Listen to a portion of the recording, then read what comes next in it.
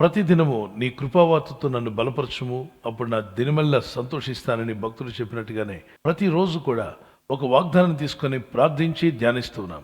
నేటి వాగ్దానము హోషేయ గ్రంథం 2:15. ఆకోరు లోయను నిరీక్షణ ద్వారముగా చేసేదను.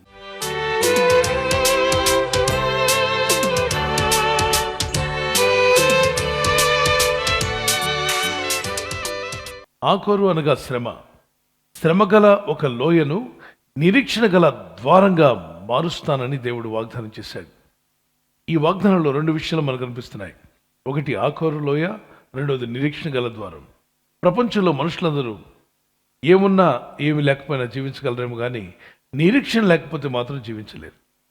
రోమ 12:12 ఈ విధంగా రాయబడింది: నిరీక్షణ గలవారై సంతోషించచ్చు, శ్రమయందు ఓర్పు గలవారై, ప్రార్థన యందు పట్టుదల గలవారై ఉండాలని వాక్యం సెలవిస్తుంది.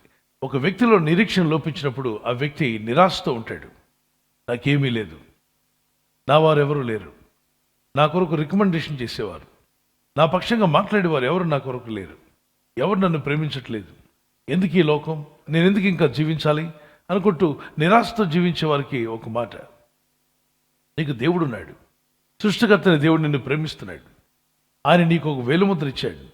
నీలాంటి వేలుముద్ర గలవారు ప్రపంచంలో ఎవరు లేరు. అంటే నిన్ను దేవుడు ఎంత ప్రేమించాడో ఆలోచించాయి. మీకున్నటువంటి ఆ కంటిలోని ఐరిస్ ఇంకెవరికి ఉండదు, మీకున్న వాసన ఎవరితోనూ కలవదు. అలాగే నాలుకకు కూడా ఒక ముద్ర ఉందట, అది కూడా ఎవరితోనూ కలవదు. అంటే ప్రతి మనిషిని దేవుడు ఒక ప్రత్యేకమైన ఐడెంటిటీ ఇచ్చి ఈ లోకానికి పంపించాడు. ఆయనే మిమ్మల్ని అంత ప్రేమించకపోతే మీ వేలుముద్ర అందరితో కలిసిపోయే వేలుముద్ర ఇచ్చి ఉండేవాడు. Whether you believe it or not, you are so special to God. దేవుని దృష్టిలో మీకు చాలా ప్రత్యేకమైన స్థానం ఉంది. ఇక్కడ ఆకోరు లోయ అనేది శ్రమలతో నిండిపోయిన లోయ. అసలు లోయ అంటేనే భయంకరమైంది. ఒక లోయలో ఉన్న వ్యక్తి ఇక నా జీవితం పైకి రాగలదా అని వేదంతో ఉంటాడు. అలాంటి వ్యక్తితో దేవుడు అంటున్నాడు, ఆకోరు అనే శ్రమగల లోయలో ఉన్న నీ జీవితాన్ని ప్రభు నేను నిరీక్షణ గల ద్వారంగా చేసి నీకు మాత్రమే కాదు మీ ద్వారా అనేకులకు దీవెనకరంగా ఉండడానికి మిమ్మల్ని ఏర్పాటు చేసుకుంటున్నాడు.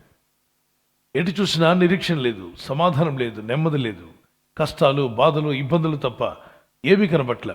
అంటే ఈ లోయలో పడిపోయిన వ్యక్తికి కనుచూపు మేరకు అంధకారం, ఏ మార్గము కనిపించదు. ఇక నా జీవితం ఇంతేనా, ఇక బయటికి రాలేనా నేను?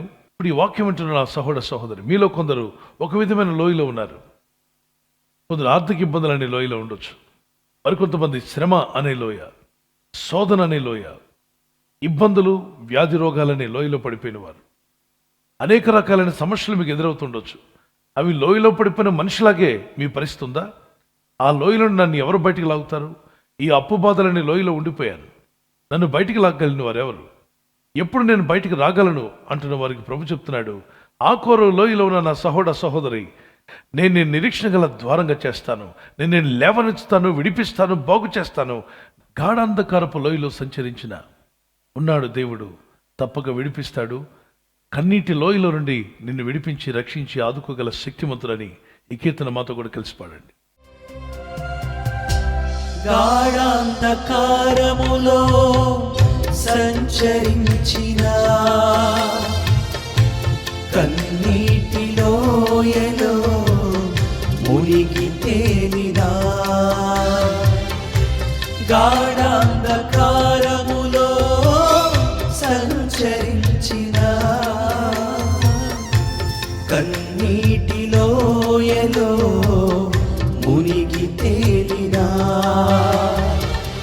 కరుణ లేని లోకము కాదన్నను, కరుణ లేని లోకము కాదన్నను, కన్నీరు తుడుచును నన్ను కొన్నవాడు ఉన్నాడు, దేవుడు నాకు తోడు, విడనాడెన్నడు ఎడబాయడు. ఉన్నాడు దేవుడు నాకు తోడు, విడనాడెన్నడు ఎడబాయడు. నిరీక్షణ కలిగి ఉండండి అని వాక్యం సెలవిస్తుంది. నిరీక్షణ అంటే ఇంగ్లీష్లో హోప్ అంటాం. HOPE, hold on, pain ends. Me pain, మీకున్న బాధ, మీకున్న శ్రమ, మీకున్న కష్టం, అది మిమ్మల్ని విడిచిపోవాలంటే నిరీక్షణ కలిగి గట్టిగా పట్టుకోండి. నిరీక్షణ దేవుని ఎందుకు కలిగి ఉండండి. తప్పనిసరిగా మీకున్న శ్రమ, మీకున్న బాధ నుండి మీరు బయటపడతారు అని వాక్యం సెలవిస్తుంది. శ్రమ గల ఆకోరు లోయ వంటి అనుభవంలో ఉన్న ప్రతి వ్యక్తిని కూడా ప్రభు విడిపించి, ఆ వ్యక్తులను బలపరిచి వారి శ్రమల నుండి విడిపించడమే కాకుండా వారు నిరీక్షణ గల ద్వారంగా చేయగలడని ఎంతమంది నమ్ముతున్నారు? ఎస్, దేవునికి సమస్తము సాధ్యమే. నమ్మగలిగితే ప్రార్థన చేసుకుందాం. కళ్ళు మూసుకునండి. మీ చేతిని ప్రభు అయిపోతండి. పరిశుద్ధమైన మా తండ్రి, నీ నామలో ప్రార్థిస్తుండగా నీ ప్రజలను జ్ఞాపం చేసుకునండి. ప్రార్థిస్తున్న ప్రతి వ్యక్తిని, ఈ వాగ్దానం ఎత్తి ఎవరైతే విశ్వాసంతో ప్రార్థిస్తున్నారో, ఆకోరు శ్రమగల లోయలో ఉన్న ప్రతి కుమారుని కుమార్తెను, ఈ వాక్యంలోని ప్రార్థిస్తున్న ప్రతి ఒక్కరిని కూడా నేను నిరీక్షణ గల ద్వారంగా మీరు చేయబోతున్నారు. ఒక నిరీక్షణ వారికి ఇస్తున్నారు తండ్రి. వారిని మీరు విడిపించి వారిని బాగు చేయడమే కాదు, వారి ద్వారా అనేకులు బాగుపడబోతున్నారు. వారిని వెలిగించి అనేకులను వారి ద్వారా వెలిగించబోతున్నారు. వారిని నిలబెట్టి అనేకులు నిలబెట్టేవారుగా మీరు వారిని చేయబోతున్నారు. మీరు చేయబోతున్న గొప్ప కార్యాలను బట్టి మిమ్మల్ని స్తుతిస్తున్నాను. ఇదే నిరీక్షణ, ఇదే విశ్వాసంతో వారు ముందు కొనసాగుటకు సహాయం దయచేయండి. ఈరోజు ప్రార్థించి ప్రయత్నించబోతున్న శంకుస్థాపన అయిన, గృహప్రవేశమైన, ఒక బిజినెస్ ప్రారంభిస్తున్నా, ఉద్యోగ ప్రారంభానికి వెళ్తున్నా, ఒక మంచి కార్యక్రమాన్ని ప్రారంభిస్తుండగా, నేను వారి బిడ్డల వివాహం కొరకు ప్రయత్నాలు చేస్తుండగా, వారు చేస్తున్న ప్రయత్నాలు ఫలించలాగున మీ దూతలకు ఆజ్ఞాపించండి. ఎవరైనా హాస్పిటల్లో ఉన్నా, ఐసీయూలో ఉన్నా, ప్రభు ఎవరైతే సీరియస్ కండిషన్లో ఉండి బాధపడుతున్నారో వారికి యేసు నామములో స్వస్థతను అనుగ్రహించండి. మీ గాయపడిన హస్తమును చాపి వారికి ఉన్న సకల రోగాల నుండి విడుదల ఇచ్చేయి. వారిని లేపి నడిపించడాన్ని సాక్షులుగా నిలబెట్టుకోండి. ఈ ఉదయకాలం ప్రతి రోగి యేసు నామములో స్వస్థత నొందునుగాక.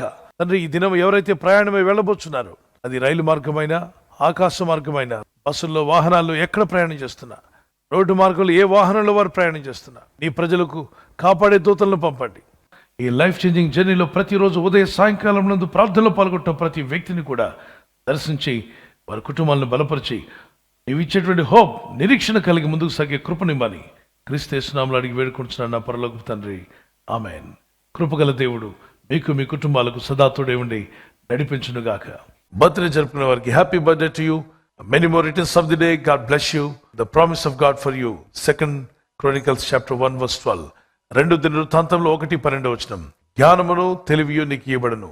Wisdom and knowledge will be given you.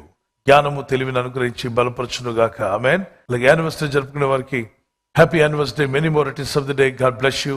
మీకు వాగ్దానము నిర్గమకాండము 3:12. నిశ్చయముగా నేను నీకు తోడై ఉందును. I will be with you. నేను మీతో కూడా ఉంటానని చెప్పిన వాగ్దానాన్ని పట్టుకొని భార్యాభర్తలు ఇద్దరూ ప్రార్థించండి. భర్త భార్యను ప్రేమించాలి, దానికి లోబడండి. భార్య భర్తకు లోబడాలి, అది వాక్యానుసారం. ఈ రెండింటిని మర్చిపోకండి. భార్య ఖచ్చితంగా భర్తకు లోబడాలి. అది మీకు దీవెన, మీ కుటుంబానికి మేలు. మీ ఇద్దరు ఈ చిన్న వాక్యాలకు రెండింటికి లోబడగలిగితే మీ కుటుంబం అద్భుతంగా ఉంటుంది, సమాధానంగా ఉంటుంది, దీవెనకరంగా ఉంటుంది. Many more returns of the day. God bless you. మీరు అనేక యానివర్సరీలు చేసుకునే సహాయము కృప ప్రభు మీకు దయచేయునుగాక. ఆమేన్. ఉన్నాడు దేవుడు నాకు తోడు, విడనాడెన్నడు ఎడబాయడు. ఉన్నాడు దేవుడు నాకు తోడు, విడనాడెన్నడు ఎడబాయడు. కష్టాలలోనా నష్టాలలోనా వేదనలోనా శోధనలోనా ఉన్నాడు దేవుడు నాకు తోడు, విడనాడెన్నడు ఎడబాయడు. హల్లెలూయా హల్లెలూయా హల్లెలూయా హల్లెలూయా హల్లెలూయా హల్లెలూయా హల్లెలూయా హల్లెలూయా. ఈ ఛానల్ ను మీరు సబ్స్క్రైబ్ చేసుకోవడం వలన 2 పనులు జరుగుతున్నాయి. ఒకటి, సువార్త జరుగుతున్నది, ఆత్మలు రక్షించబడుతున్నాయి. రెండవది, పేదలకు అనాథలకు ఈ ఛానల్ ద్వారా సహకారం అందించడం జరుగుతుంది. మనం సబ్స్క్రైబ్ చేసుకోవడం వలన అందరికీ సహాయం చేసిన వారమవుతున్నాం. ఖచ్చితంగా ఈ యూట్యూబ్ ఛానల్ ను సబ్స్క్రైబ్ చేసుకొని బెల్ బటన్ ను క్లిక్ చేయండి. మీకు వెంటనే మెసేజెస్ పంపబడతాయి.